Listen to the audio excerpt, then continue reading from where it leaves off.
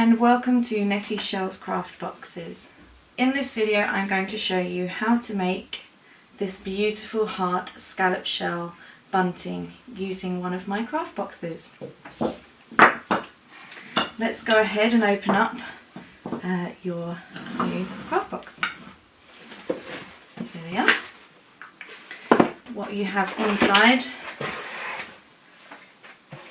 is your instructions, will be on top as always. Followed by your paints. You have 5 different pearlescent paints to use on these lovely heart-shaped scallop shells. Here they are. You'll get 5 of these blank heart scallops that have all been pre-drilled, ready for you to thread onto your bunting. Speaking of the thread, you'll get your white ribbon in a cute little organza bag, and of course everybody needs a paintbrush for painting. Right, let's go ahead and get everything that we need ready for painting our bunting with. I'll pop this one over to the side. We're going to need our 5 scallop shells. Our ribbon will come later on, so let's pop that to one side. You'll be using your 5 paints, let's get those out. We've got a lovely pearlescent pink, pearlescent green, gorgeous baby blue. This purple always reminds me of Ursula and Ariel, and it wouldn't be a pearl bunting set without our pearl colour. You'll see just how shiny these shells are once you get this pearlescent paint on it. Take your paintbrush out, ready to use. There are 1 or 2 things again that aren't in the pack. It will be a cup which you need to fill up with water for washing your brush in, and also a few pieces of kitchen towel which I like to dry my brush off with in between the colours. Get all that together and we will get painting. Okay, so here we are ready to start painting our heart-shaped scallop shells. We have our 5 shells, our 5 different coloured paints, a glass of water which is needed to wash our brush off in each time, and I like to use a little bit of kitchen towel to dry my paintbrush before I go on to a second colour. I hope everybody's working again on a nice white clean surface or a protected surface, not on your nice white tablecloths. I like to start by getting my paintbrush wet and giving it a quick little dab dry on there. Choose your first colour. Oh, you can get the pot open. I'm going to do a nice pearlescent blue. Look at that colour, that's gorgeous. Get your brush in there. Sorry, I'm just being attacked by my cat under the table. And go ahead and paint your first shell.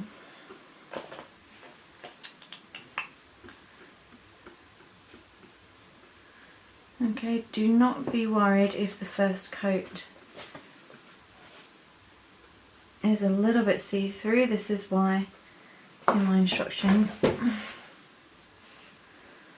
I will be doing 2 coats to give it a much stronger colour. Make sure you get into all of those creases and all of the edge parts.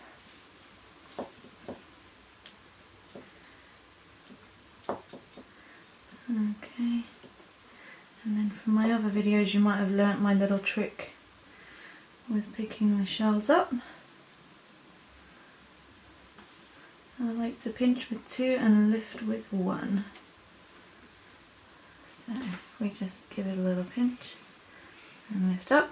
We're then going to move this onto our drying surface, which, ooh, I've got a board over there. That's our blue done. give your paintbrush a nice little clean off. One of my favourite parts is you'll see how shiny your water goes with these amazing pearlescent colours. Right, pop the lid back on that because we'll save the rest of our blue for the second coat. There is a lot of paint in these, so feel free to use these after your bunting project for any other projects you might have. They truly are lovely, lovely colours. Purple up next, here we go. I think I may well fast forward this bit.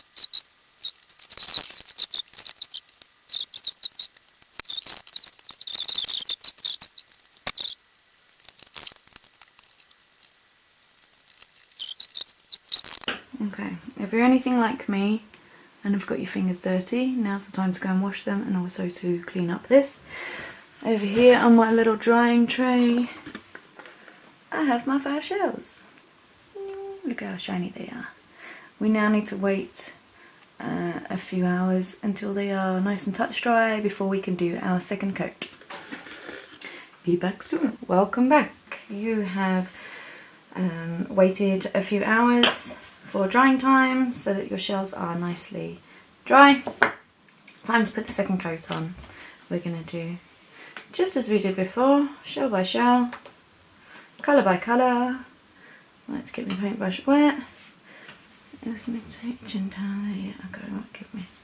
Got a nice clean bit of water, clean napkin, going on nice clean table, clean hands. Everything anew. We are just doing a second coat on our shells to make that colour really shine on through.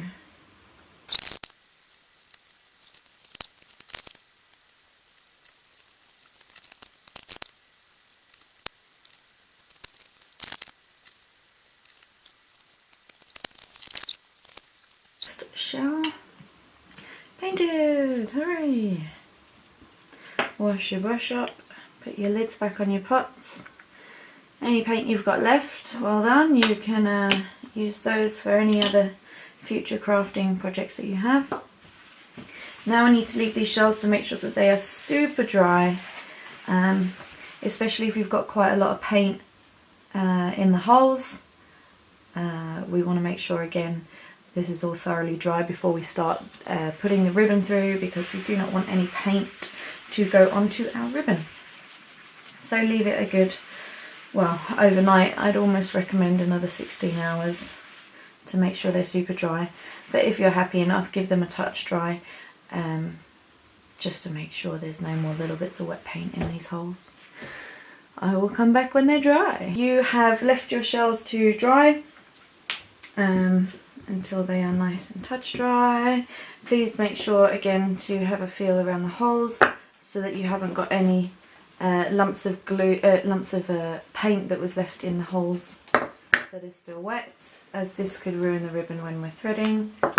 Okay, make sure that's all nice and dry. Let's find our ribbon in our beautiful little organza bag. Ta-da.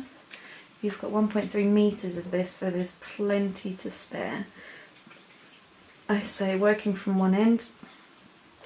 Put all of your shells in the order that you want to thread them in. I've just done this, but nice, put it there. Ooh, I like that more. Yeah. Okay. Starting at one end, you're going to go down on one side and up on the other. Again, a little trick to get it through if you pinch the ribbon to pass it through. Don't worry if it's a little bit frayed on the end. I'm going to show you how to tie that off at the end. Working your way along like it's your lovely scallop shell bunting is coming together. Okay, right, the ends. What I like to do to make a loop where you can hang these up on a hook, on the wall, anywhere you like, I like to fold it back on itself. What's that, maybe like 4 fingers depth, and then I'm going to come around to make a loop and tuck it under to tie it into a knot. When I'm pulling the knot tight, I always try to make that little frayed bit underneath, so then it disappears. Like so. Then you have your little loop on the end for hanging them up. We'll do the same on the other end. Pull this all through. And once they're actually hung up, it's a lot easier to space them evenly, as they'll sit still a bit better. Let's bring this other end. Again, go back. It's probably more, just a little bit more than 4 fingers. Back on itself there.